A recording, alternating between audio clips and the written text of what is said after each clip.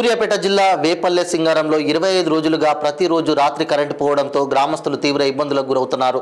ఎన్నిసార్లు చెబుతున్నా విద్యుత్ అధికారులు పట్టించుకోకపోవడంతో రాత్రుల సమయంలో విద్యుత్ నిలిపివేయడం పట్ల మహిళలు తీవ్ర ఆగ్రహంతో రోడ్లపైకి వచ్చి కొవ్వొత్తులతో నిలబడి నిరసన వ్యక్తం చేశారు.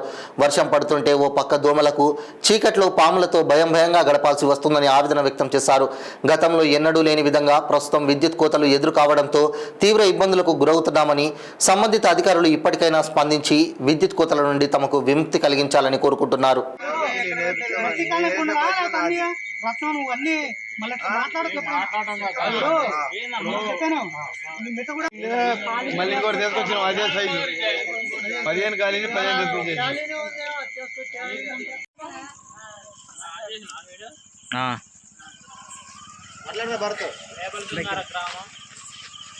ఫస్ట్ వార్డ్ నుంచి డైలీ ఒక 20 రోజుల నుంచి కరెంట్ ఉండట్లేదు. ఫస్ట్ వార్డులో అందరూ నాట్ల కాలం, పండ్ల కాలం అయింది, పనులకు పోయి వస్తారు. ఇంతకాడ కరెంట్ ఉండట్లేదు. రైస్ అన్నం వండుకోవటానికి కానీ, ఏదైనా చేయడానికి కానీ, పండుకోవటానికి కానీ నిద్ర ఉండట్లేదు. నైట్ మొత్తం కరెంట్ ఉండట్లేదు.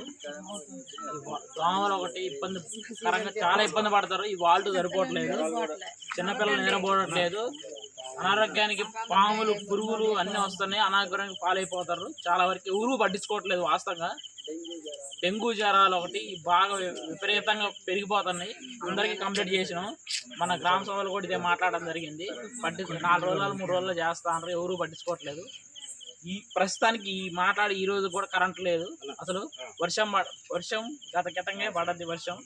ఆ వర్షం కారణంగా 2 రోజుల నుంచి వర్షం పడటం వల్ల ఈ దోమలు ఒకటి విపరీతంగా పెరిగిపోయి దోమలు కొట్టడం, పిల్లగాళ్ళకి డెంగ్యూ జ్వరాలు రావడం, ఎందుకంటే ఆర్థికంగా ఇబ్బంది పడటం, డబ్బులు లేక పెట్టుకునే పరిస్థితి లేక ఇబ్బంది జరుగుతుంది. ఈ విషయం కారణంగా ఈరోజు నైట్ పూట ఫస్ట్ వార్డులో ఈ విధంగా ధర్నా చేయడం జరుగుతుంది. కరెంటు లేదు. ఈ కరెంట్ ఏ రకంగా మనకు వచ్చే పని చేయాల్సిందిగా కోరుకుంటున్నాము. రాగుండి మాత్రం ఊరు కోరుతున్నాం. ఎందుకంటే పండకాలం నైట్ నిద్ర లేకపోతుంది. ఫస్ట్ చిన్నపిల్లగాళ్ళు అన్ని రకాలుగా ఇబ్బంది పడతారు. కొంచెం బురద ఒకటి అయింది. నైట్ పూట కాలం పని చేసుకుంటూ నిద్ర లేకుండా అయిపోతుంది. ఈ విషయంలో ఏమన్నా ఖచ్చితంగా లైన్ మ్యాన్కి ఎన్నిసార్లు చెప్పినా కానీ అది చేస్తాం అని తప్ప పట్టించుకోవట్లేదు.